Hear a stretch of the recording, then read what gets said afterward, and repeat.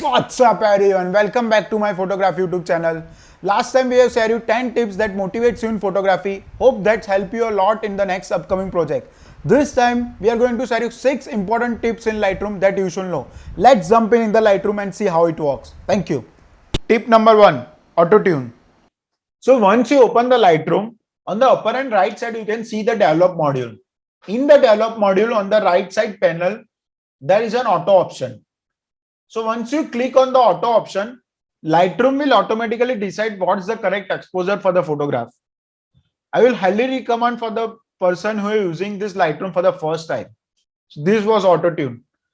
Tip number 2, resetting. Let's imagine that you are editing the photograph from the last 15 minutes. If you think, oh shit, I have done a huge mistake in this photograph, I don't want this editing.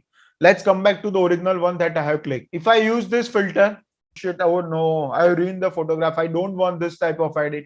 What you can do in this, on the right hand side corner, you will see the reset option. Once you hit on the reset option, it will come back to the original photograph. This is the first option. And the second option, what you can do is, no, I don't want to reset the whole photograph. I just want to play only on particular one slider. Let's say for an example, I want to reset only the exposure. What you can do, just double click on the exposure. It will come back to its original value. If you think I don't want to reduce this much of highlight, what you will do, double click on the highlight.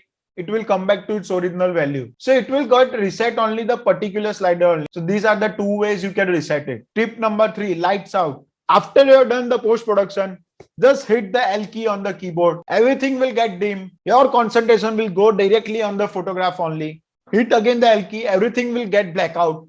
Just sit back and admire your work. I have done such a fantastic post-production. Just admire your work. So this was the light out option. Tip number 4, before and after. Many people does not know how to use it. This tool is very useful for you get an idea that how much far you had come in post-production. What you can do, just hit the slash key on the keyboard. You will get the idea before and after photograph that you have done.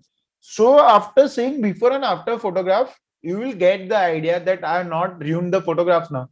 I have not done much post-production in the photograph, or still I need to more editing in this photograph. Another way for doing comparison is side-by-side comparison. What you can do is you can see the Y option on the downside.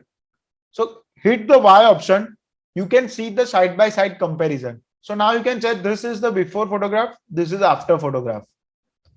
So doing this, you will get the idea that how much edit you still want to do in this photograph.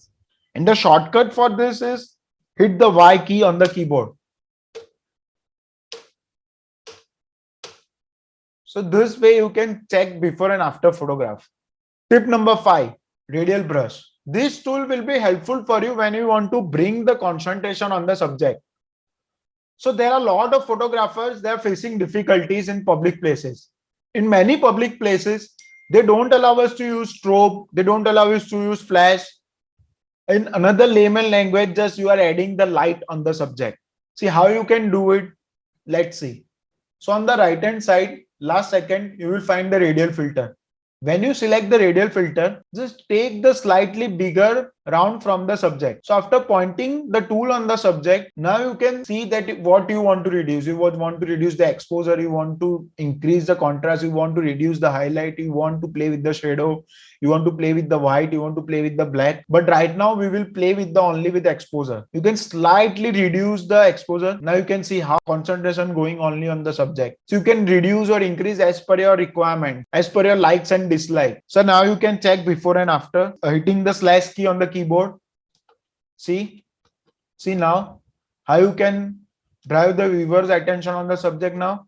That means that you are adding the second light only on the subject, not on the background. So this was the radial brush.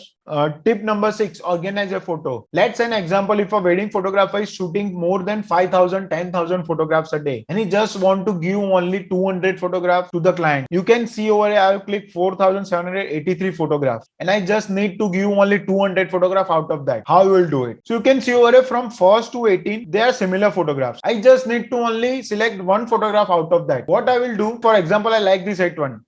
I will click on that photograph and I will hit the P key on the keyboard. So it will give the option flag as peak. So you can see that you can find the symbol that's flag as peak. This means you have selected this photograph. So let's scroll down. You like this photograph 73 number. So when you click on the 73 number, that photo has been selected and you hit the P key on the keyboard. This means you have selected that photograph. So let's take one more option. I like this 251 number photograph. Just click on that photograph and hit the P key on the keyboard. So you'll get the flag option on the photograph. So after selecting all the 200 photograph, that you have a question in your mind that I want to see all the 200 photograph in a one single folder. Is it possible? Yes, it's absolutely possible. How you can do it? Let's see.